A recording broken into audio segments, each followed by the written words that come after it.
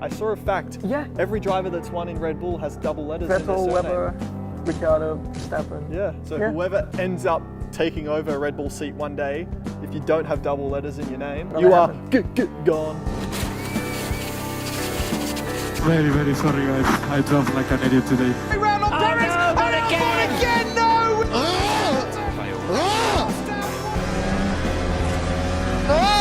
Fuck!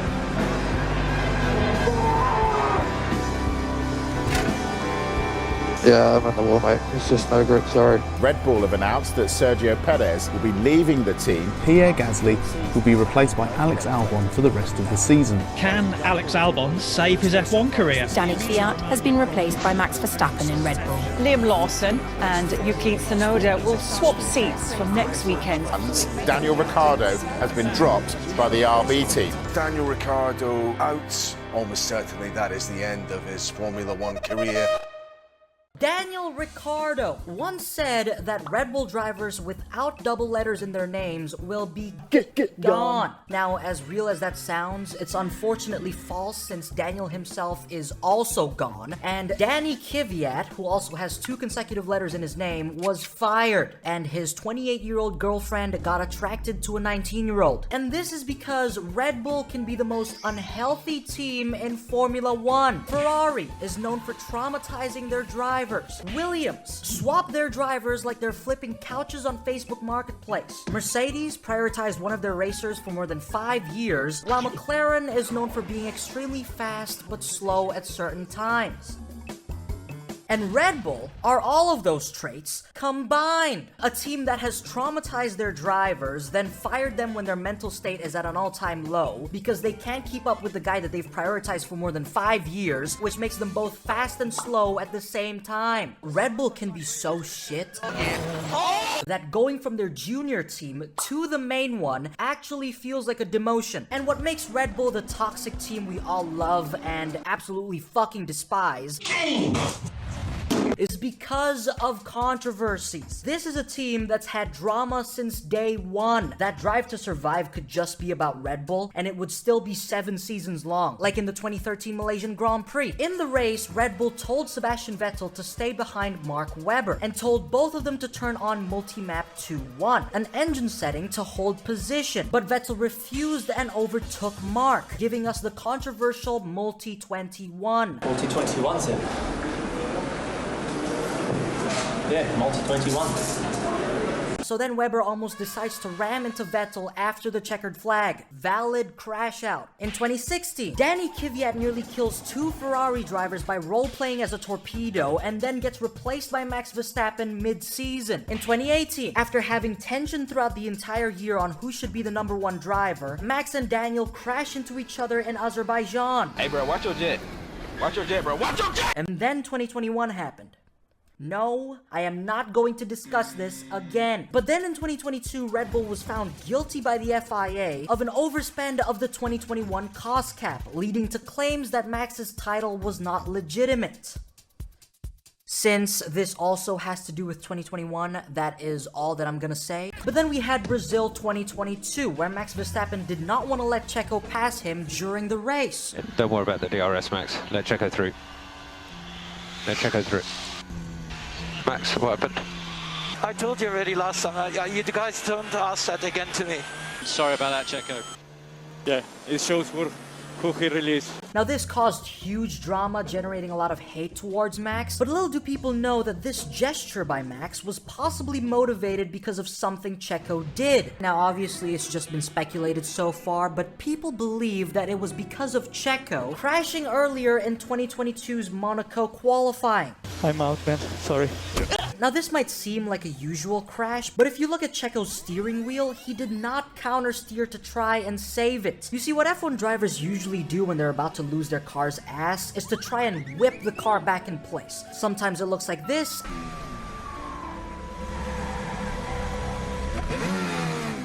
and sometimes it can also look like this.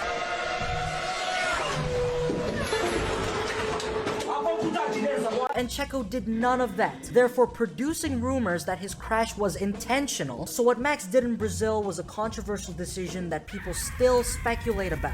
And of course, in 2023, Helmut Marko makes racist comments towards Sergio Perez, saying that his performance is affected by him being part of a mariachi band. And in 2024, Christian Horner cheats on his wife on WhatsApp. And this is just the tip of the iceberg in terms of what's wrong with Red Bull. There is so much more to it, and the biggest thing that's given Red Bull its shitty reputation is how harsh they are on their own drivers. Imagine having a 9-to-5 job where you have to meet a performance quota every single day, and if you don't, you get killed and your boss pisses on your grave. That is what it's like to drive for Red Bull. In 2016, Daniil Kvyat got replaced by Max Verstappen after he rammed into Sebastian Vettel in Russia. Look, I know this move makes a lot of sense now, but at the time, boy was it harsh to get replaced by a 17-year-old who crashes as hard as you do. But then after a while, Pierre Gasly joins Red Bull in 2019, but then got replaced after just 12 races by Alex Albon, who performed better with near podium finishes but got screwed over by Lewis Hamilton. Then he emptied Red Bull's entire stock of front wings trying to keep up with Max, so he also got replaced a year later by Sergio Perez, who performed far from Max, but he didn't crash as much, became the Mexican Minister of Defense, and did God knows how many comeback drives.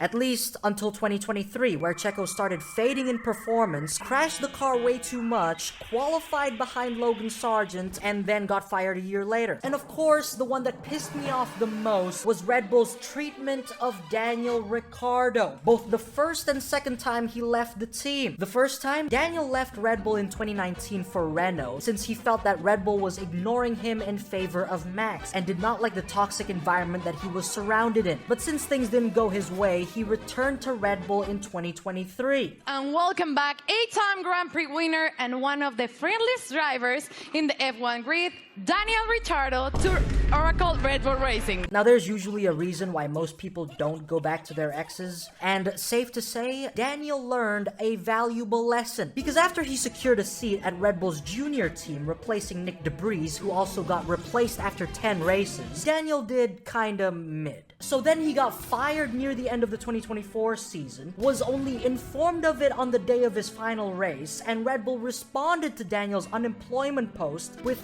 2 emojis while everybody else poured their hearts out. And his departure was only confirmed 4 days after he cried on camera. See, I think the reason why Red Bull takes so long to confirm things is that they might still be using mailmen to get their information across the team, which is also why Liam Lawson figured out he was fired after just 2 races with Red Bull through social media. This man found out that he was dropped through overly saturated YouTube thumbnails before hearing it from his boss. But apart from the harsh driver swaps and lack of communication in the team, what makes Red Bull so unhealthy is their power struggles. There shall be no knifing one another. Everybody knows who's in charge.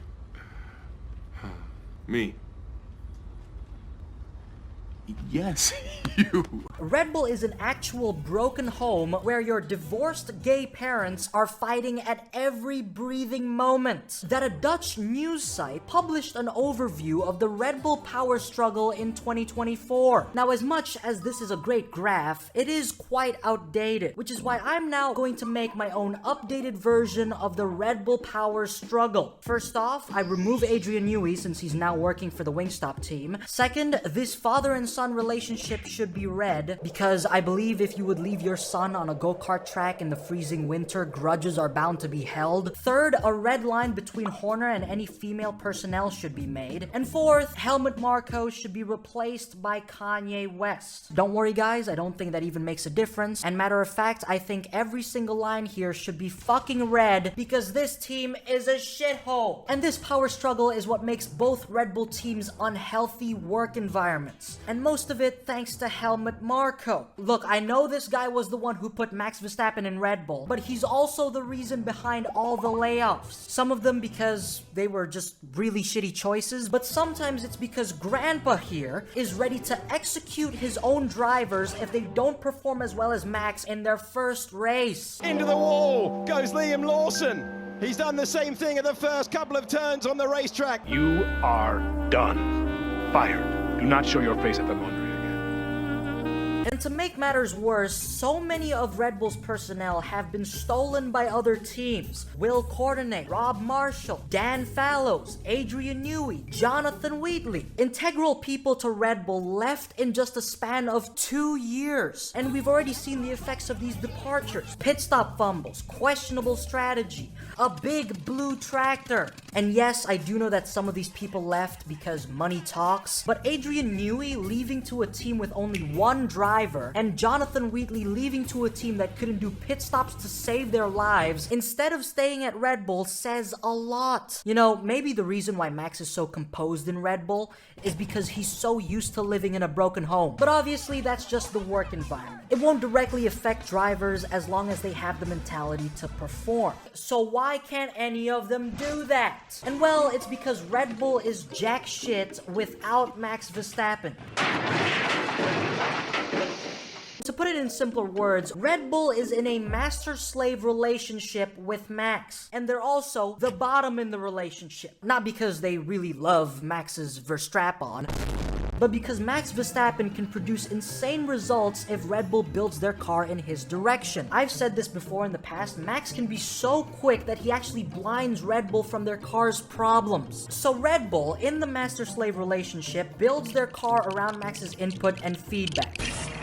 And as long as he's quick, there's no questions asked. Which brings me back to Checo, who said the car was fucked in 2023, but Red Bull didn't listen to him because Max was busy winning. And those were the words from Christian Horner's own dirty little mouth. And every driver before Perez pretty much said the same thing. But it's too late. Red Bull has made a car that only drivers who can handle a pointy front end can extract its full potential. For example, in Japan 2025, Max stole pole position from Lando Norris in just one corner by braking later, turning sharper, and going fuck it, it's either first place or I die. And in Bahrain 2025, Yuki did far better than Liam since he prefers an oversteery car, though even he can struggle all race weekend. While Sid the Sloth in the same car was able to drag the Red Bull into pole position again in Saudi Arabia 2025, and also got pole position by gaining so much time on the final corner. How in the fuck did that man drag that lunk of turd into P1?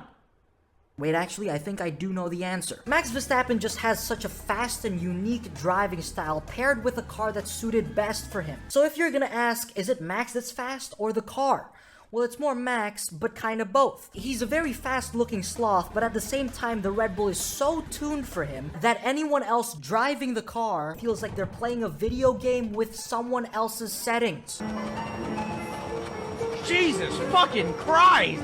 But obviously, what if the car is shit? Well, we've seen that a couple times before, and it makes things even worse for Red Bull, because when even Max can't drive it, imagine someone else who can barely handle the car. Also, I find it so funny when Max gets mad at the RB when it becomes a shit box. There was one moment in a free practice session in 2025 where the RB21 was sliding and was so unresponsive going into corners. And Max pretty much went, "Oh, you're sliding? Damn, bitch. I'll show you what real sliding looks like." And then proceeded to slam the fucking throttle.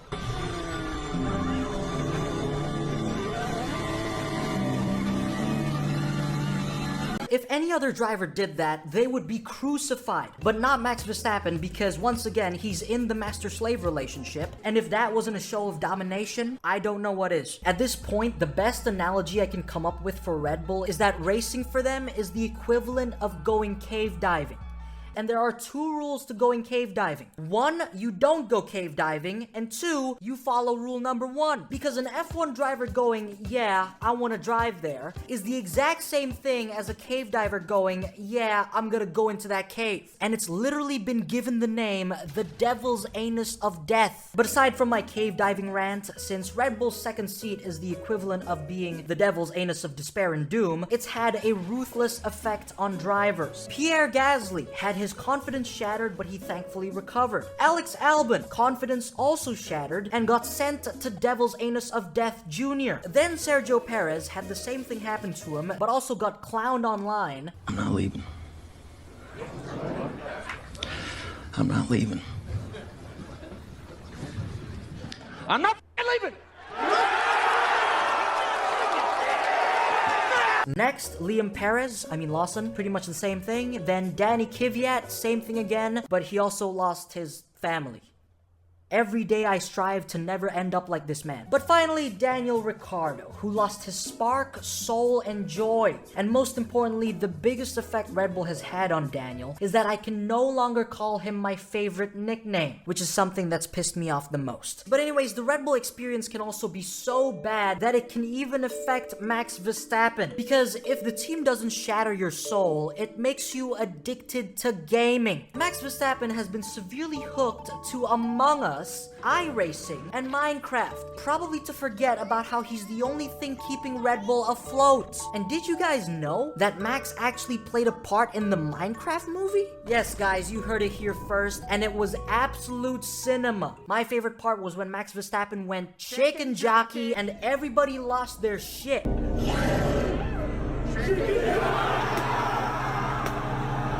Though I think the Minecraft movie should have featured former Red Bull driver David Coulthard as Steve, because not only does he look the part, but no CGI would be needed. I mean, I can barely tell these two apart. So if drivers aren't getting heartbroken in Red Bull, they turn to video games. Like even Christian Horner is affected. I think I saw him gaming a while back playing CSGO. He knows he's there! Come on, whoa! And he doesn't get him! Strip me naked, oil me up, and slap my ass. What just happened? But in conclusion, Red Bull is a fucked up mess, and their solution is obviously to take feedback from both drivers equal. That is what they should have done, especially for Sergio Perez, who they owe an apology to, except for the part where he totaled the car every race weekend. But balanced feedback and improving the team's work environment is Red Bull's long-term solution. That we all know they're not gonna do. Because what Red Bull's actually gonna do is to try to keep Max in the team until he's 85, which is not fucking happening, but then pray the car fixes itself. Or try to clone Max. And if that doesn't fucking work, they would just wait for mini Verstappen to grow up, then give the child the Jos Verstappen experience, and there you go, another trauma-filled racing machine.